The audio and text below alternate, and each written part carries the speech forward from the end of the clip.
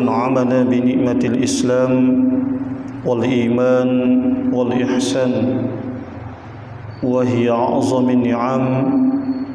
أشهد أن لا إله إلا الله وحده لا شريك له وأشهد أن محمدا عبده ورسوله. اللهم صل وسلم على نور الأنوار وسر الأسرار وترياك الأغيار ومفتاح باب اليسار سيدنا محمد المختار وآله الأطهار وأصحابه الأخيار عدد نعم الله الضادي. أما بعد، قال الله تعالى في كتابه الكريم: أعوذ بالله السميع العليم من الشيطان الرجيم، فمن يعمل مثقال ذرة خيرا يره ومن يعمل مثقال ذرة شرا يره. صدق الله العظيم. Hadirin wal hadirat jamaah salat subuh rahimakumullah. Pada kesempatan tausiah subuh kali ini, sebagaimana telah terjadwal bulan awal dan ahad awal, kita akan membicarakan khusus, yaitu membahas masalah pengurusan jenazah. Pada kali ini kita akan bahas yaitu memasuki sholat jenazah. Tentunya sebelum kita memasuki sholat jenazah, supaya kita mendapatkan keyakinan, mendapatkan motivasi, ada baiknya kita mengetahui keistimewaan atau keutamaan dalam melaksanakan sholat jenazah. Ada banyak hadis yang menerangkan tentang keutamaan melaksanakan sholat jenazah. Di antaranya disebutkan yang diriwayatkan oleh Muslim, man shalla ala janazatin wa lam yutba'ha falahu qiratun fa in tabi'aha falahu qirata nakila umal qiratan qala asguruhuma Uhud. Hadis riwayat Muslim. Man shalla ala janazatin, barang siapa yang mendirikan sholat jenazah, barang siapa yang melaksanakan sholat jenazah, walam yatsba'aha, lalu ia tidak mengantarkan jenazahnya ke pemakaman, artinya ia tidak ikut bersama-sama orang lain untuk mengantarkan jenazah ke pemakaman, falahu qiratun, maka ia berhak mendapatkan pahala di sisi Allah Subhanahu wa taala 1 qirat. Fa in tabi'aha, dan jika ia sampai mengantarkan jenazahnya ke pemakaman, falahu qirata, maka ia berhak mendapatkan 2 qirat. Wa mal qiratan qal, kemudian ada sahabat yang bertanya, apa yang dimaksud dengan qirat?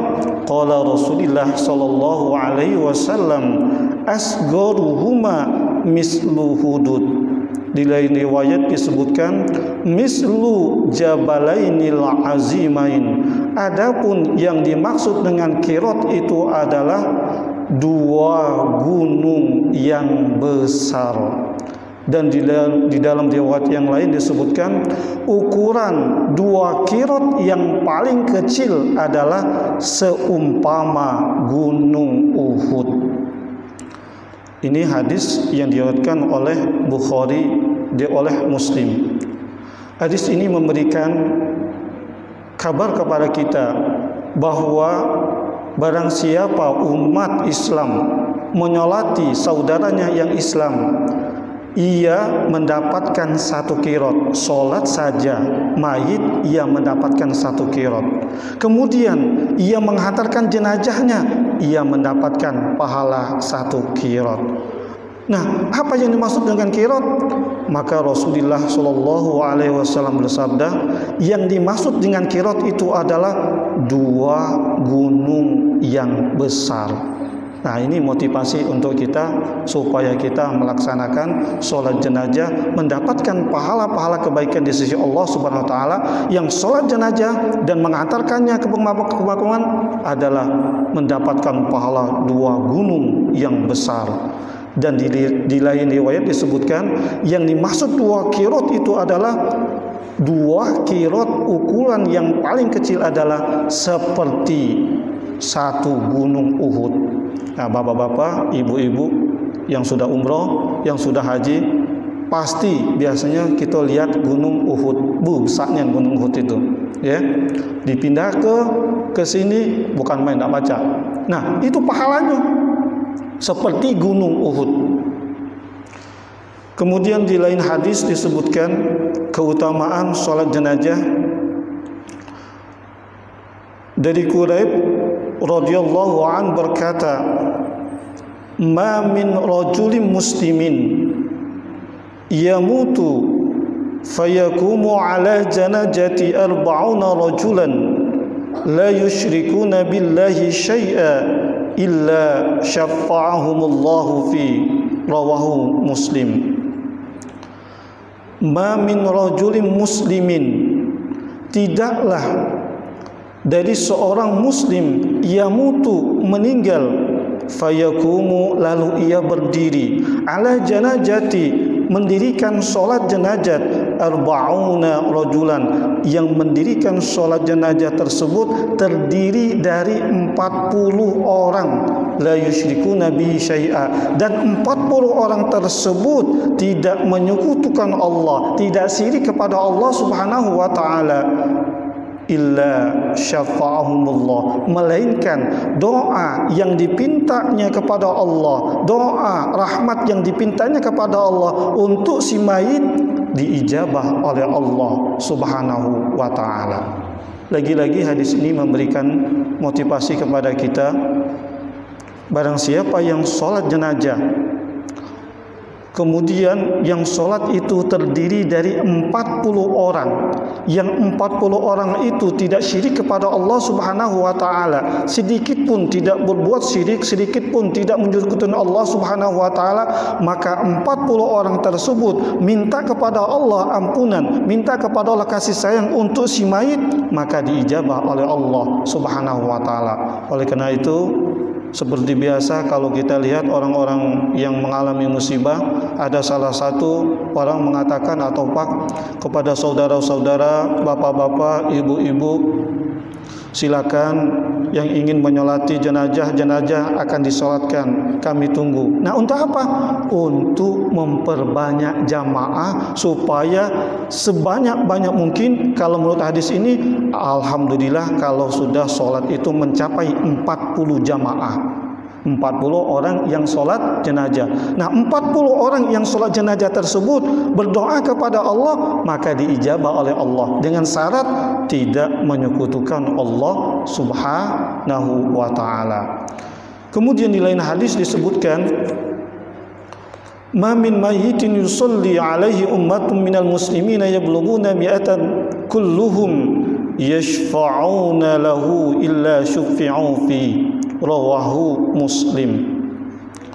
An Aisyah radhiyallahu an, dari Siti Aisyah radhiyallahu an qalat, telah berkata Rasulullah sallallahu alaihi wasallam bersabda, ma min mayyitin, tidaklah seorang mayit, yusolli lalu disolatkan, alaihi ummatun minal muslimin, dari sekelompok orang muslimin, yablughuna mi'atan, kemudian yang menyolati itu sekelompok muslim itu terdiri dari 100 orang, kulluhum yashfa'una lahu, kemudian yang 100 orang itu memohon syafaat kepada Allah, meminta doa kepada Allah untuk diampuni, untuk mendapatkan rahmat si mayit, illa syuffi'u fi, melainkan syafaat tersebut, doa tersebut yang dimintakan oleh 100 orang diijabah oleh Allah Subhanahu wa taala. Lagi-lagi hadis ini menyuruh supaya kita galak-galak, supaya mau untuk sholat jenazah. Bertambah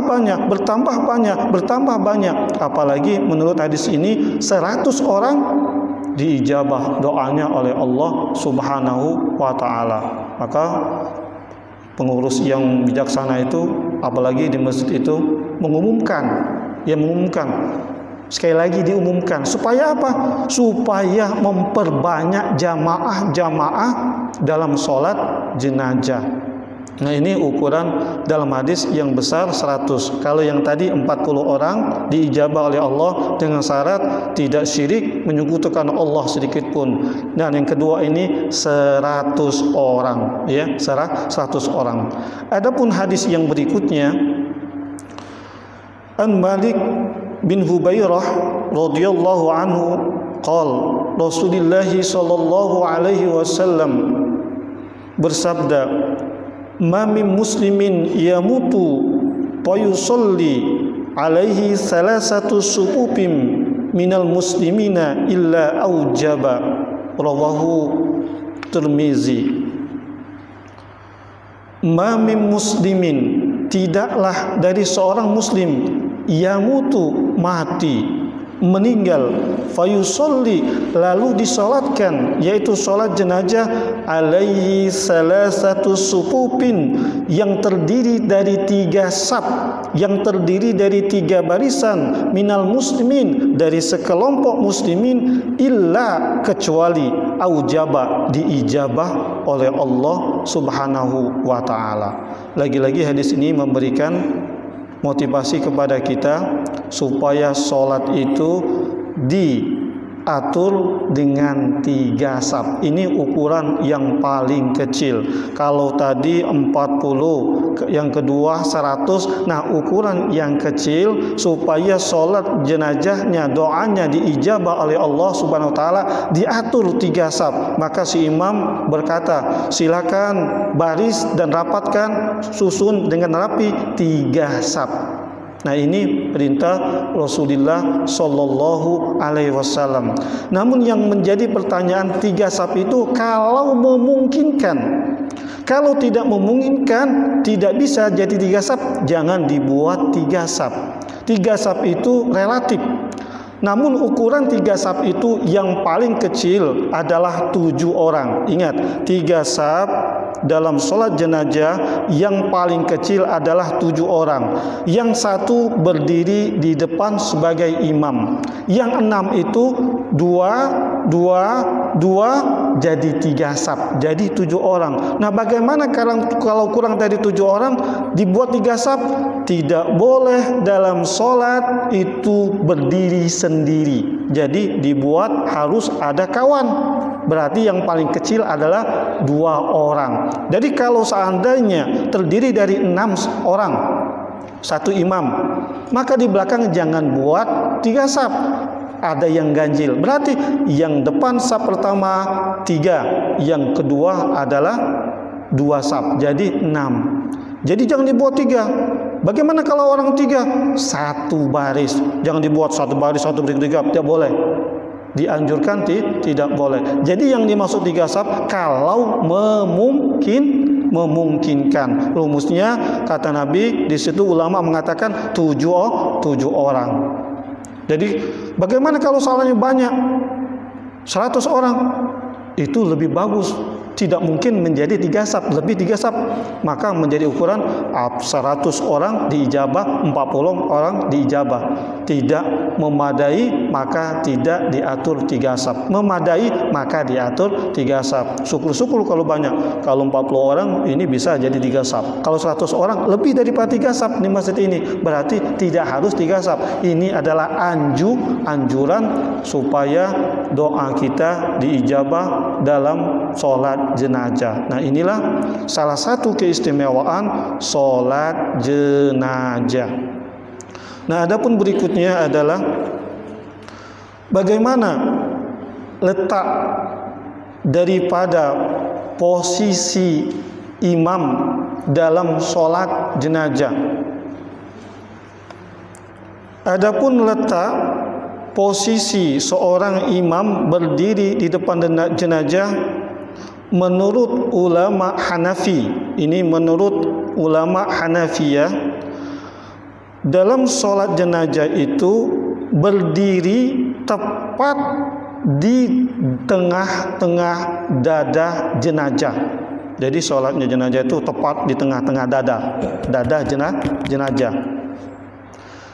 Laki-laki maupun perempuan, tidak membedakan laki-laki dan perempuan. Pokoknya menurut Imam Hanafi, sholat imam berdiri di tengah-tengah dada jenazah. Mengapa Hanafi mengatakan seperti itu? Karena dada itu tempatnya iman, tempatnya mendapatkan syafaat seseorang itu dadanya ada iman, maka dia berdiri di tengah-tengah jenazah dadanya. Nah, ini Imam Hanafi. Nah, Imam Maliki, bagaimana Imam Maliki? Imam Maliki, imam berdiri dianjurkan apabila laki-laki di tengah-tengah dan apabila perempuan di kepala. Imam Maliki. Nah, Imam Syafi'i yang kita pakai setiap hari, Imam Maliki kalau sholat jenazah imam berdiri, laki-laki di depan kepala. Begitu kan laki-laki? Bu, betul lah Bu? Pak, yang sholat jenazah laki-laki di mana letaknya? Imam Syafi'i selama kita kerjakan ini di depan kepala pundak. Untuk perempuan di tengah-tengah. Nah, mana kalau kita pakai yang seperti tadi sah, tidak jadi masalah. Ya, sama baik posisinya Imam Maliki tetap dia di tengah, ya. Imam Hanafi juga di tengah, tidak apa-apa. Semuanya sah. Nah, inilah letak posisi imam di dalam sholat. Diingati, kalau Imam Syafi'i kita rata-rata sholatnya, imamnya letaknya di depan kepala jenazah dan perempuan di tengah-tengah. Lalu bagaimana letak posisi mayit ketika kita sholat? Maka dalam hal ini, kalau letak posisi letak mayit ketika sholat itu adalah tidak ada ketentuan di mana letak posisi kepala mayit, apa di kanan atau di kiri. Maka jumhur ulama, sebagian besar ulama menyenangi kalau sholat jenazah letak posisi kepala mayit di sebelah kanan imam. Di sebelah kanan imam. Bagaimana kalau letaknya sebelah kiri imam? Sah tak? Sah. Tapi jumhur ulama menyenangi letaknya di sebelah kanan. Artinya boleh di sebelah kanan imam, boleh di sebelah kiri posisi imam. Coba sekali-sekali kita sholat kepalanya di sebelah kiri. Ribut tak? Kalau ribut berarti tidak tahu hukum. Tidak apa-apa. Tidak apa-apa. Tapi ulama menyenangi. Berarti bukan tidak sah sebelah kiri, tetap sah. Tetap apabila terjadi sholatnya ya imam letak posisinya di sebelah kiri imam, tidak apa-apa, tetap sah. Nah, ini ilmu. Lalu yang berikutnya, bagaimana sih supaya sholat jenazah yang kita kerjakan, supaya sholat jenazah yang kita dirikan sholat yang mendapatkan sah, mendapatkan hitungan dari Allah Subhanahu wa taala. Nah, ini yang perlu diketahui supaya sholatnya jangan asal sholat tapi tidak sah. Nah, maka ulama merumuskan supaya sholat jenazahnya sah, salah satunya harus memenuhi 2 syarat. Syarat yang pertama adalah harus memenuhi syarat sah sholat jenazah. Itu yang pertama. Yang kedua, harus memenuhi rukun sholat dalam sholat jenazah. Nah, ini cuma dua yang kita bicarakan, yaitu supaya sholat jenazah kita sah. Yang pertama, syarat sah sholat jenazah. Yang dimaksud dengan syarat adalah sesuatu yang harus kita kerjakan, sesuatu yang harus kita lakukan sebelum melaksanakan sholat. Itu syarat itu sebelum. Nah, rukun kebalikannya.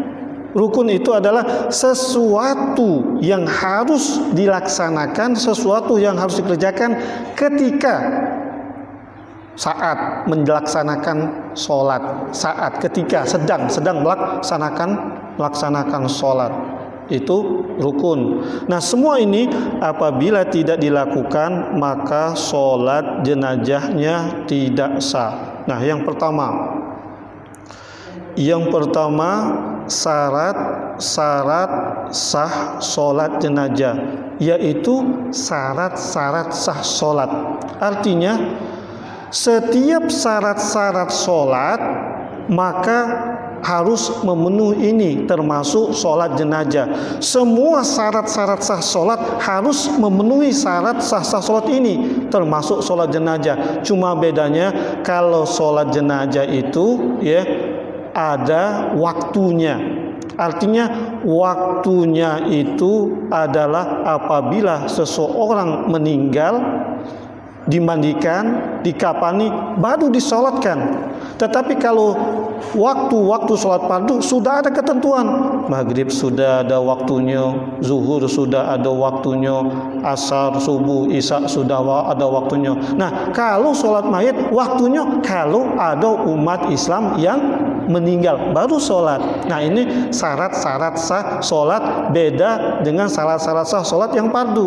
Nah, yang lainnya sama. Apa yang pertama? Islam. Kalau kita nak sholat jenazah mesti Islam. Maknanya kalau di luar uang Islam tidak sah sholatnya karena bukan Islam. Yang kedua syarat sah sholat baik sholat jenazah yaitu suci dari najis pada pakaian, pada badan, pada tempat. 3 itu mesti suci. Suci badan, najis pada pakaian, tidak sah. Suci pakaian, najis pada tempat, tidak sah. Suci pada tempat, najis pada badan, tidak sah. 3 itu dah pacak berpisah-pisah. Suci yalo. Suci badan, suci pakaian, suci tempat, sah. Itu sebelum melakukan sholat. Lalu berikutnya, syarat sah berikutnya adalah suci dari hadas kecil dan hadas besar. Suci badannya, suci pakaiannya, suci tempatnya, tapi berhadas kecil tidak sah. Suci badannya, suci pakaiannya, suci tempatnya, hadas kecilnya sudah bagus, sudah wudu, tapi hadas besar tidak sah. Nah, ini sebelum sholat. Artinya suci hadas besar dan hadas kecil kita dalam keadaan hadas kecil berwudu, hadas besar mandi dulu. Nah, sudah mandi baru wudu, sholatnya sah. Ya. Nah, kemudian hadas kecil, nah sholat wudu dulu, maka terangkat hadas kecilnya. Nah, syarat berikutnya sah sholat itu adalah menghadap atau menutup aurat. Sudah suci badannya, pakaiannya, ya, tempatnya, kemudian dia sudah wudu, tidak berhadas besar, sholat Allahu Akbar pakai sepan pendek, tidak sah sholatnya. Pakai sepan pendek, buka kelihatan auratnya, tidak sah. Berikutnya syarat sah sholat semua dan untuk jenazah itu ialah menghadap ke kiblat, menghadap ke arah kiblat. Membelakang kiblat tidak sah. Nah, ini sebelum sholat harus dipenuhi, sebelum sholat. Nah, syarat sah sholat jenazah yang kedua adalah jenazahnya harus seorang muslim. Kalau kita mau sholat sah sholat jenazahnya, pastikan dan kita ketahui bahwa yang kita sholatkan jenazahnya adalah orang muslim. Kalau ternyata bukan orang muslim, maka bukan tidak saja namun kita haram mensolatinya karena tidak ada perintah untuk menyolati selain orang muslim. Pastikan. Apa pastikan? Mungkin kita pergi ke luar kota, kemudian ada yang meninggal, ingin sholat, pastikan bahwa itu orang muslim. Nah, syarat sah sholat jenazah yang ketiga adalah jenazah tersebut sudah dipastikan bersih dari segala najis dan kotoran baik yang cair maupun yang padat. Jadi jenazah itu sudah dibersihkan, yang kelihatan dibersihkan, yang tidak kelihatan ya sudah dibersihkan apa-apa, yang kelihatan, yang cair dan yang padat dibersihkan lalu dimandikan. Kalau jenazahnya belum dibersihkan, belum dimandikan, disolati tidak sah. Jadi makanya dimandikan dulu. Dimandikan, dibersihkan najisnya dan kotoran. Nah, berikutnya syarat sah sholat jenazah adalah menutup aurat. Menutup aurat. Artinya supaya sah sholat jenazah itu, pastikan jenazah itu ditutup auratnya dari ujung kaki, lebih bagus dari ujung rambut. Paling sedikit adalah 1 helai kain, paling sedikit. Atau nutup aurat paling sedikit adalah di bawah dengkul dan di atas pusat. Itu aurat laki-laki. Pastikan menutup aurat. Kalau terbuka aurat, sholatnya tidak sah. Nah, itu. Dan yang terakhir, syarat-syarat sah sholat jenazah adalah mayit itu harus diletakkan di depan orang yang sholat. Tidak sah sholat mayit itu mayitnya di belakang. Mayitnya di belakang. Usolli ala hazal mayiti arba'at takbiratan fadal kifayati imam li ta'ala Allahu akbar. Mayitnya numpuk di belakang. Tidak sah. Sholat apa? Sholat yang sah, mayitnya pastikan di depan, di hadapan orang yang sholat. Bukan menyembah si mayit, tetapi mendoakan si mayit, minta ampun kepada Allah untuk si mayit, minta rahmat kepada Allah untuk si mayit. Nah, ini mayitnya bukan di belakang, di depan. Nah, inilah syarat sah sholat jenazah. Berikutnya adalah rukun sholat jenazah. Kira-kira dilanjut ke dah ini 6:30. Untuk lebih abdolnya, karena kita mungkin banyak undangan ya, banyak gawe, mungkin sampai sini saja dulu. Insya Allah kita lanjutkan sebelum kita doa bersama. Kalau tidak ada, langsung saja berdoa. Ada pertanyaan? Tidak ada pertanyaan?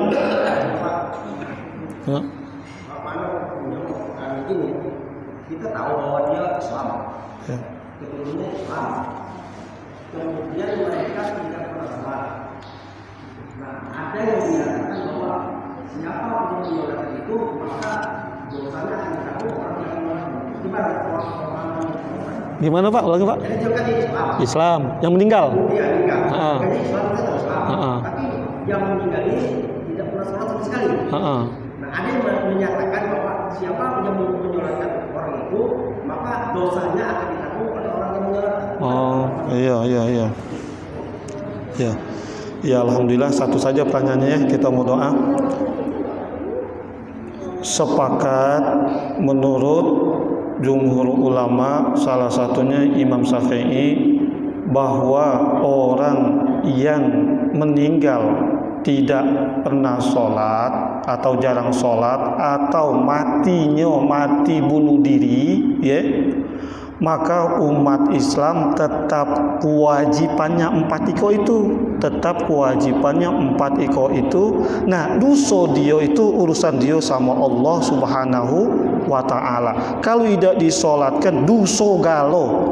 Nah, cuma di situ yang nyolati diutamakan ulama-ulama, pemuka agama, pemuka masyarakat jangan sholat. Artinya memberikan pelajaran bahwa apabila mati yang jarang sholat, tak pernah ke masjid sholat, atau mati bunuh diri, berarti dagahlah sholat ulamanya, pemuka, pemimpinnya. Apa? Dia memberikan edukasi pelajaran kepada yang lain. Oh ya, aku mati tidak sholati, padahal dia ulama, dia lah doa yang mustajab. Nah, itu yang sholati yang lain saja, ya, yang lain saja. Tetap disolati, tidak disolati berdosa galau. Nah, itu untuk dosanya urusan dia kepada Allah. Nah, itu Pak ya, dosanya dia betul. Tetap disolati Pak ya, tetap disolati. Tidak solati berdosa kita. Bukan salah. Mungkin Bapak Tidak tahu dari mana itu. Aku tidak pernah dengar itu, Pak. Belum pernah dengar. Yang penting setiap orang Muslim yang meninggal, baik dia ahli bid'ah, baik ia mati bunuh diri, tetap disolati selama dia mengucapkan syahadat. Urusan dia kepada Allah. Kewajiban kita yang hidup tetap wajib 4 iko itu. Itu Pak ya? Selama dia Islam.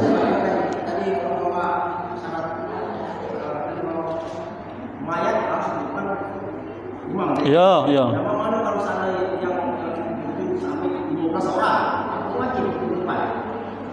Iya Pak, kalau di depan tidak sah, tetap di depan. Tidak boleh jadi makmum dia.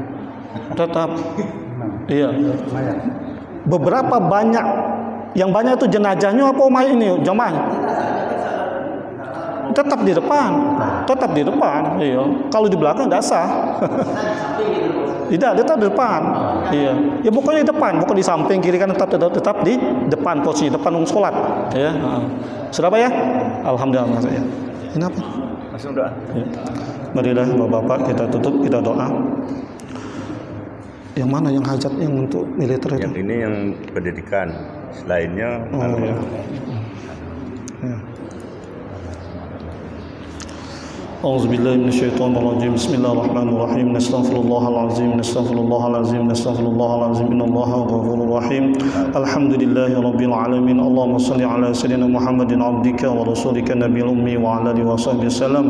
Allahumma shalli wa sallim ala sayyidina Muhammadin fil awwalin wa shalli wa sallim ala sayyidina Muhammadin fil akhirin wa shalli wa sallim ala sayyidina Muhammadin fil nabiyyin wa shalli wa sallim ala sayyidina Muhammadin fil mursalin wa shalli wa sallim ala sayyidina Muhammadin fi kulli وقت وحين وصلي وسلم على سيدنا محمد في الملأ الأعلى إلى يوم الدين سبحان المنافس عن كل مديون سبحان المفرج عن كل محزون سبحان من جعل خزائنه من الكاف والنون سبحان من إذا أراد شيئا أن يقول لكم فيكون يا مفرج فرج يا مفرج فرج يا مفرج فرج فرج عنا وهمنا وغمنا فرجا عاجلا برحمتك يا أرحم الراحمين اللهم صل وسلم على سيدنا محمد الآل في معلوم أجبني حاجاتنا خصوصا حاجاته محمد بحر سح بن كلفة اللهم اغفر خصوصا المرحوم سرنata bin Jawawi bin Sahil Rukiyah binti Haji Muhammad Nawawi Ika Maryani binti Amiruddin Nurmini binti Sarnata Haji Saiful Imran bin Abdul Hadi Hasim bin Sahuddin yal kubur bi syafaati Rasulillah sallallahu alaihi wasallam Allahumma fil lahum warhamhum wa'afihim wa'fanhum Allahumma fil lahum warhamhum wa'afihim wa'fanhum Allahumma fil lahum warhamhum wa'afihim wa'fanhum Allahumma anzil rahmata wal maghfirata wan ni'mata 'ala al-kubur min ahli la ilaha illallah Muhammadur Rasulullah sallallahu alaihi wasallam Allahumma fil ummati sayyidina Muhammad Rasulullah sallallahu alaihi wasallam Allahumma arham li ummati sayyidina Muhammad Rasulullah sallallahu alaihi wasallam Allahumma jubur li ummati sayyidina Muhammad Rasulullah sallallahu alaihi wasallam Allahumma astur li ummati sayyidina Muhammad Rasulullah sallallahu alaihi wasallam Allahumma ansur li ummati sayyidina Muhammadin Rasulullah sallallahu alaihi wasallam ya arhamar rahimin Rabbana zalamna anfusana wa illam taghfir lana wa tarhamna lanakunanna minal khasirin ربنا آتنا في الدنيا حسنة وفي الآخرة حسنة وقنا عذاب النار وقنا عذاب النار وقنا عذاب النار وصلى الله على سيدنا محمد النبي الأمي وعلى آله وصحبه وسلم سبحان ربك رب العزة عما يصفون وسلام على المرسلين والحمد لله رب العالمين السلام عليكم ورحمة الله وبركاته.